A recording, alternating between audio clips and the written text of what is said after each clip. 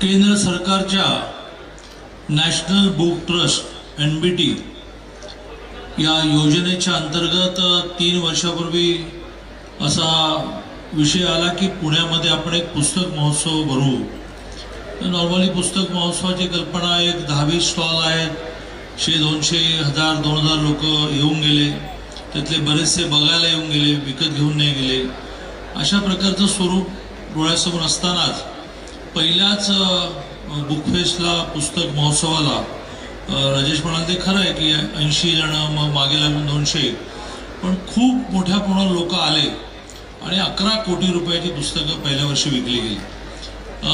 या सगळ्या NBTचे जे डायरेक्टर आहेत, जे आज खरं म्हणजे यायला पाहिजे होते, पण दिल्लीमध्ये एक खूप मोठा, ज्याला आपल्याला पुढच्या वर्षी बीट करायचं आहे, खूप मोठा जागतिक पुस्तक महोत्सव होतो, त्यासाठी आज ते आले नाहीत. तर त्यांनी पहिल्या वर्षीचा रिस्पॉन्स पाहिल्यानंतर ते चकित झाले आणि दुसऱ्या वर्षी पण त्यांनी पुस्तक महोत्सव करण्याचा आग्रह धरला, ज्याला एकूण 40 कोटी रुपयाची पुस्तकं विकली गेली. आणि मग करता करता पुस्तकाच्या जगामध्ये वाऱ्यासारखी बातमी पसरली आणि तिसऱ्या वर्षीचं पण आपण करू आणि आता नेहमीच करू.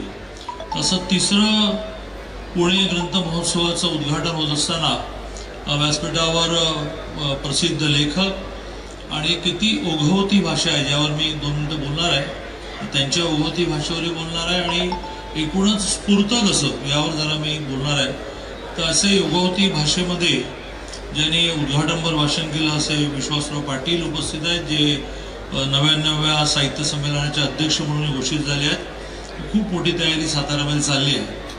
व्यासपीठावर केंद्रीय मंत्री, आपल्या सगळ्यांचे मित्र, पुण्याचे खासदार मुरलीधरांना मोहोळ उपस्थित आहेत. या विश्वासरावांनी अतिशय चांगला उल्लेख केला, म्हणजे लेखकांना सुचतं, म्हणजे सुचण्यावरच मला 1-2 मिनिटं बोलायचं आहे की केव्हा तरी 50 वर्षांनी ज्यावेळेला असा विषय येईल की कोणी सुरू केलं हा पुस्तक महोत्सव, तर ते 2 नावं समोर येतील, राजेश पांडे आणि मिलिंद मराठे.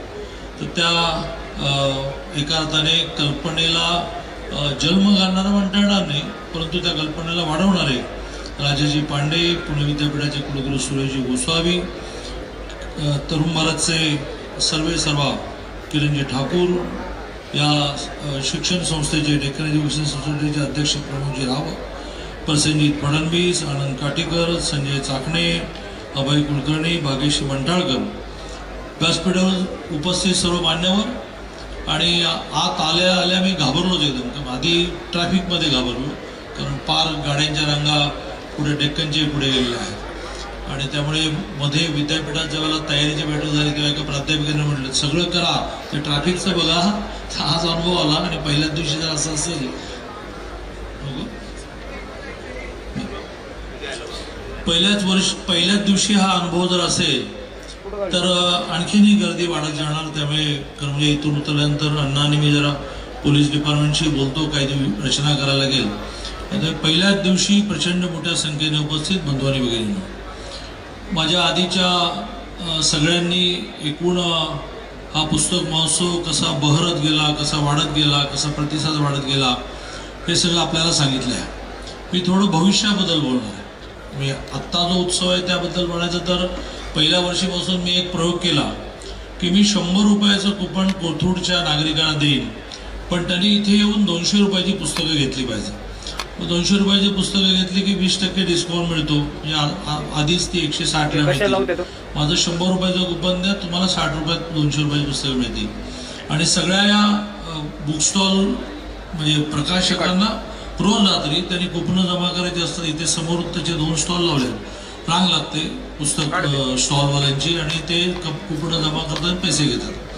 मग दुसऱ्या वर्षी, गेल्या वर्षी असा प्रस्ताव मी मांडला की जर अधिक लोक यायचे असतील तर प्रामुख्याने पत्रकारांना आपण 1000 रुपयाचं कुपन देऊ, की त्यांनी 2000 रुपयाची पुस्तकं घ्यायची, म्हणजे ते 20% डिस्काउंटने 1600ला मिळतील. 1000 रुपयाचं कुपन माझं वापरायचं आणि 600 रुपये फक्त द्यायचं.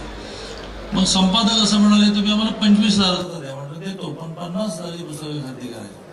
यावर्षी मी एक नवीन प्रस्ताव असा मांडला की शहरामध्ये जवळजवळ 6 लाख कॉलेज गोईंग विद्यार्थी वेगवेगळ्या फॅकल्टीमध्ये शिकतात, वेगवेगळ्या कॉलेजेसमध्ये शिकतात, वेगवेगळ्या विद्यापीठात शिकतात. त्यातले किमान 1 लाख 2 लाख विद्यार्थी ते येतातच. गेल्या वर्षी ती संख्या 1,00,000-2,00,000 होती.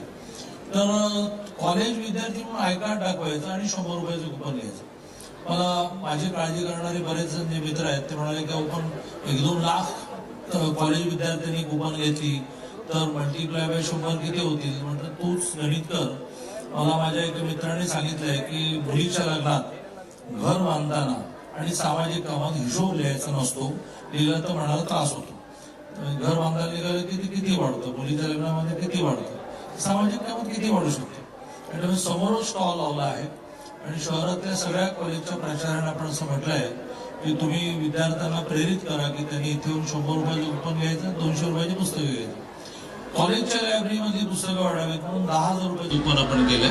आणि पत्रकारांची दरवर्षीप्रमाणे 1,000चा कुपन पत्रकार, 25,000 कुपन संपादक असं आपण करून संख्याही वाढावी आणि पुस्तकं खूप खरेदी केली जावीत असा प्रयत्न आपला आहे. याचा उल्लेख झाला भविष्याचा, ते मांडून मी माझं बोलणं संपवेल.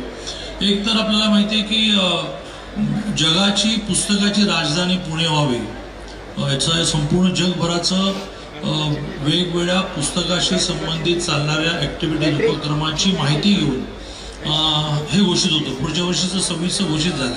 आपल्याला बहुतेक 27 साठी प्रयत्न करायचा. तर त्याचं नॉमिनेशन खूप वेळेत आपण भरलं, जे कलेक्टराने आणि कमिशनराने भरायचं असतं. जवळजवळ 100 पाणी तो फॉर्म होता, तो अतिशय यशस्वीपणे आपण भरला.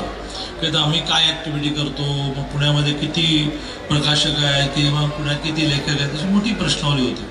ते भरलं आता नॉमिनेशन. आत्ता सुद्धा कुठेतरी असतील त्यांचे लोक युनेस्कोमधून आले असतील, त्यांनी 10 दिवसामध्ये इथे ऑब्झर्वेशन करायचं की खरंच बोलतात की थापा मारतात. आणि त्याच्या आधारे आपल्याला बहुधा 27 पुणे ही जगाची पुस्तकाची राजधानी हा पुरस्कार मिळेल.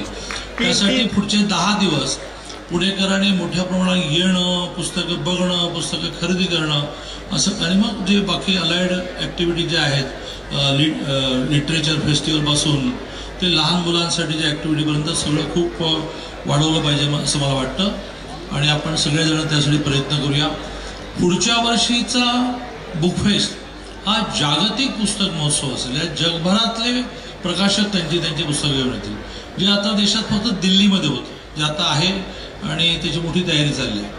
पुढच्या वर्षीचं बुकफेस्ट जे आहे ते जागतिक पुस्तक महोत्सव असेल आणि त्या जागतिक पुस्तक महोत्सवामध्ये जगातले खूप मोठमोठे प्रकाशक आपली पुस्तकं घेऊन येतील. सगळ्यात शेवटी ज्याचा उल्लेख मी 1-2दा केला की मी बऱ्याच वेळा असं विचार करत बसलेला असतो. विचार करता करता करता माझ्या डोक्यात काही कल्पना येतात किंवा मला का लिहिता येत नाही, विश्वास राहण्यात कसं लिहिता येतं.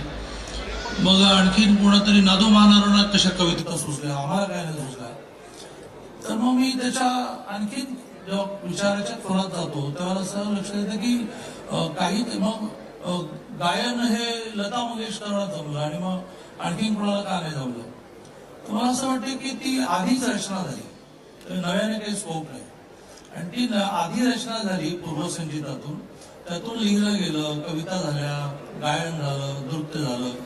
आणि ते आधी लिहिलं गेलं म्हणून मग आपण म्हणतो त्यांनी सराव चांगला केला, सराव मी पण करतो, मला पुढे जमेल. सराव बिराव काही नाही, ते आधी ठरलं की यांनी लेखक व्हायचं, यांनी कवी व्हायचं, यांनी डान्सर व्हायचं, यांनी राजकारणी व्हायचं, सगळं आधीच ठरलं. राजकारण तुम्हाला काय नाही जमत, मला अण्णाला कसं काय जमतं. सगळं आता महानगरपालिकेच्या निवडणुका आल्यामुळे येथे 200-300 जण आमच्या मागे तिकिटासाठी फिरतात, तुमच्या मागे काय नाही फिरत. तर ते पण आमचं पूर्वसंचित आहे की त्यात ते डिझाईन झालं की तुम्ही राजकारणी व्हायचं, मग आम्हाला भाषण जमतं, आम्हाला प्रश्न सोडवणं जमतं.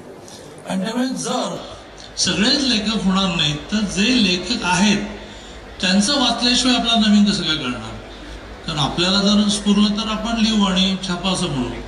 आणि त्यामुळे जर नवीन ज्ञानेश्वरांची ज्ञानेश्वरी त्यांनाच लिहिता आली, कुठे मी वाचलीच नाही तर आम्हाला ते सगळं अध्यात्म कसं काय करणार. भगवान श्रीकृष्णाने सांगितली आणि भगवद्गीता लिहिली गेली, ती भगवद्गीता आम्ही वाचणार नसलो तर आम्हाला हिंदू तत्वज्ञान कसं करणार, किंवा ज्याला आपण असं म्हणतो की अद्वैत तत्वज्ञान कसं करणार, किंवा सगळ्यांच्या मध्ये तोच आत्मा हे आम्हाला कसं करणार. आणि ते वाचनाशिवाय ज्याला परमेश्वराने तू लिही, इतकी पुस्तकं लिही, इतक्या कविता लिही, इतकं ठरलेलं आहे असं माझं मत आहे, म्हणून पाठवलं आहे, ते आम्ही वाचल्याशिवाय आम्हाला काही कळणार नाही.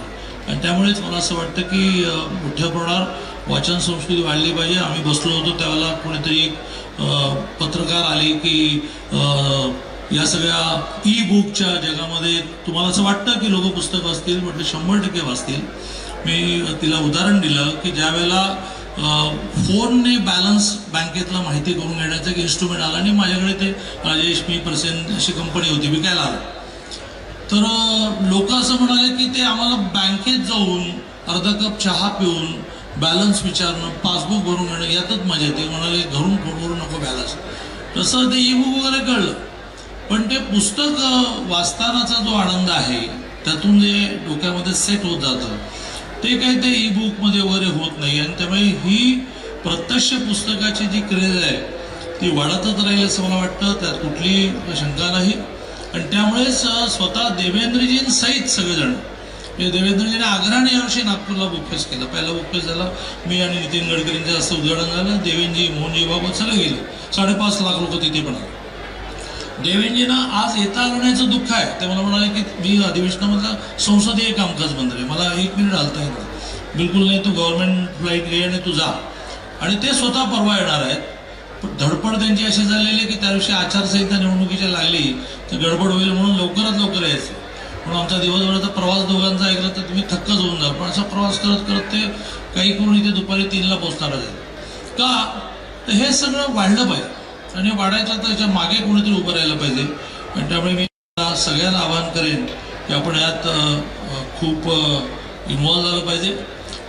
विश्वासरावांनी एका कार्यक्रमात म्हटलं ते तेच सांगतील असं वाटलं, पण त्यांनी नवीन काही सांगितल्यामुळे ते राहिलं.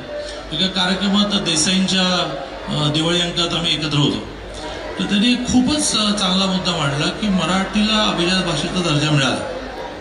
देशात 11 भाषांना अभिजात भाषेचा दर्जा मिळाला, पण मराठी किती मोठी आहे, महत्त्वाची आहे हे मांडताना त्यांनी दाखला असा दिला की या देशातल्या कुठल्याही गावात जा तर बाबासाहेब आंबेडकरांचा पुतळा असतो. अशा देशातल्या 6.5 लाख गावामध्ये ज्या बाबासाहेब आंबेडकरांचा पुतळा आहे त्यांची मातृभाषा मराठी. हां, पुढे जाऊन ते म्हणाले की कुठेही जा, छत्रपती शिवाजी महाराजांचा पुतळा गावोगाव आहेच. महाराष्ट्रामध्ये 42,000 गावं आणि 27,000 ग्रामपंचायती आहेत. प्रत्येक गावात शिवाजी महाराजांचा लहान मोठा पुतळा आहे. त्यांची मातृभाषा मराठी होती, अशी त्यांनी मोठी यादी सांगितली. तर अशा मराठी भाषेचा अभिमान आपल्याला वाटेल असं ही भाषा आहे. 12 कोटी मराठी भाषिक आहेत. म्हणजे जपानची लोकसंख्या सुद्धा त्याच्यापेक्षा कमी आहे आणि आमची मराठी बोलणाऱ्यांची संख्या त्याच्यापेक्षा जास्त आहे. तर अशा मराठी भाषेला जर प्रोत्साहन मिळायचं असेल तर त्याचं होणारं साहित्य वाचलं जाणं, त्याचं निर्माण होणारं गाणं ऐकलं जाणं, त्याचं होणारं नाटक बघितलं जाणं, त्याचा होणारा सिनेमा बघितलं जाणं, यातून ते प्रोत्साहन मिळेल. आणि म्हणून मी पुन्हा एकदा पुढच्या 2-3 मोठ्या गोष्टींसाठी, स्वप्नांसाठी पुणेकरांनी प्रतिसाद मोठ्या प्रमाणात द्यायला पाहिजे. मला आता कसं वाटतं की उलटं म्हणायला लागेल की जर कमी प्रतिसाद द्यावं, इथे सगळं ट्रॅफिक कोलमडून पडेल. पण ते काय पुणेकर ऐकत नाही. ते म्हणतात तू कोण सांगणार, मला जायचं आहे, मी जाणार आणि माझी गाडी अशी वाटेतच लावणार, तू काय काळजी करू नको. ज्याला आडवी येते त्याने बाजूला करावी. तर खूप खुश व्हायचे. देश विदेशातील प्रत्येक घडामोडींचे लाईव्ह अपडेट मिळवण्यासाठी आता साम टीव्हीच्या सर्व सोशल मीडिया प्लॅटफॉर्मला लाईक, फॉलो आणि सबस्क्राईब करा. तसंच सर्व नोटिफिकेशनसाठी बेल आयकॉन प्रेस करायला विसरू नका.